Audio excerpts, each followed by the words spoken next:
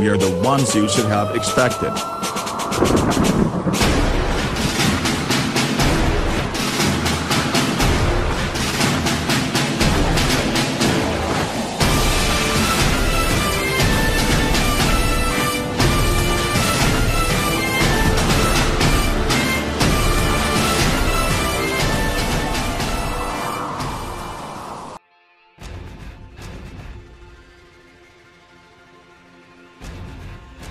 Greetings citizens of the United States, I am 0407. Recently I posted a video, on behalf of Vox Populi, to make it known that we had nothing to do with the Boston Marathon bombings. I am sure that by now, you have all heard that one of the suspects was apprehended by the authorities, and the other one was killed, which brings me to the point of this video. I have a few questions concerning the surveillance video that was released. The first time I watched it, there were some things that struck me immediately as very odd. I took a screenshot of the particular part of the video, which seemed very fishy to me. First, let's take a look at the video. In this first few frames we see the bombing suspect walk past, carrying a backpack. The street is crowded with people watching the marathon. First, let's look at the obvious.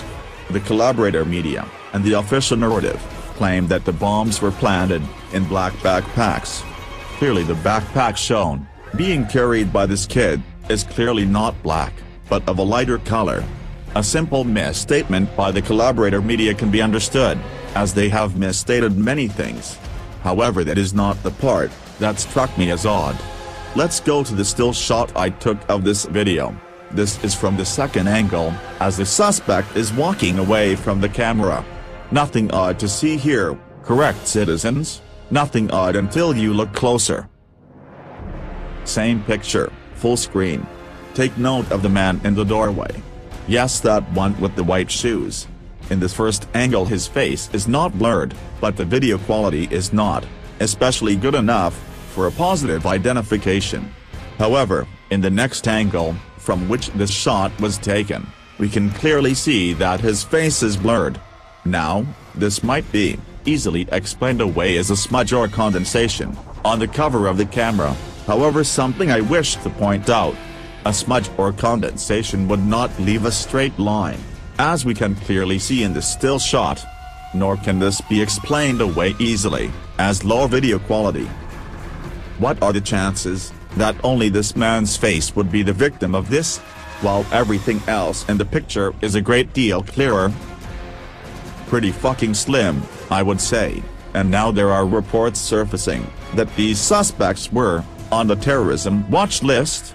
Let me connect the dots for you, if you have not already. The video was clearly doctored, after the fact, and before release to the general public, to protect the identity of the man in the white shoes. Anyone with a half a brain can easily conclude that this man was an undercover FBI agent, which means that the FBI was tracking the suspects prior to the bombing. Now, it is clear that either the FBI is guilty of complete incompetence, or that they were running these guys. It would certainly not be the first time that the FBI was involved in such a thing.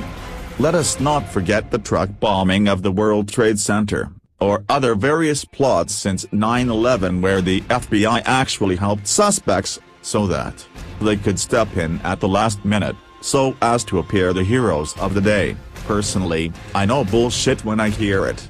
And, friends and neighbors, I hear a lot of bullshit coming out of Boston. All of the conspiracy theory stuff aside, there is another issue I wish to address concerning this.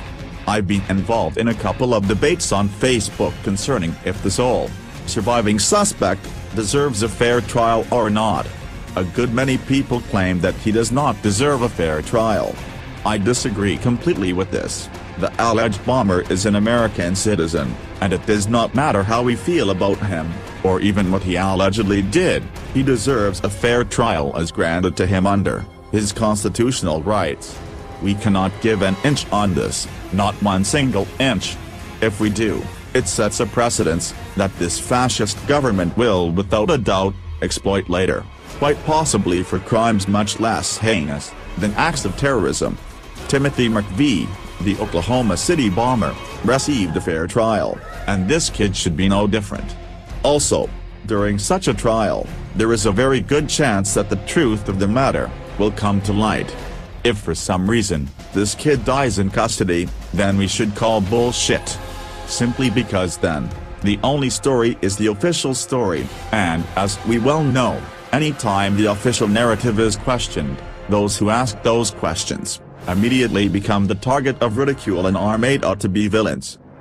Personally, I would rather be a villain than a mindless, fucking sheep who eats up all the bullshit that the collaborator media and the fascist government forces on us. Remember friends, we are Vox Populi, we are the anonymous militia, we have not forgotten, we will not forgive, and when the time comes, we should be expected.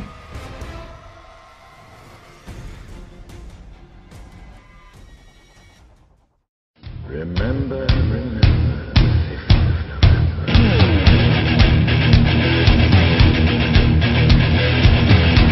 A new American revolution has begun. Not against the forces of a colonial kingdom, but a rebellion against an oppressor that has risen among us.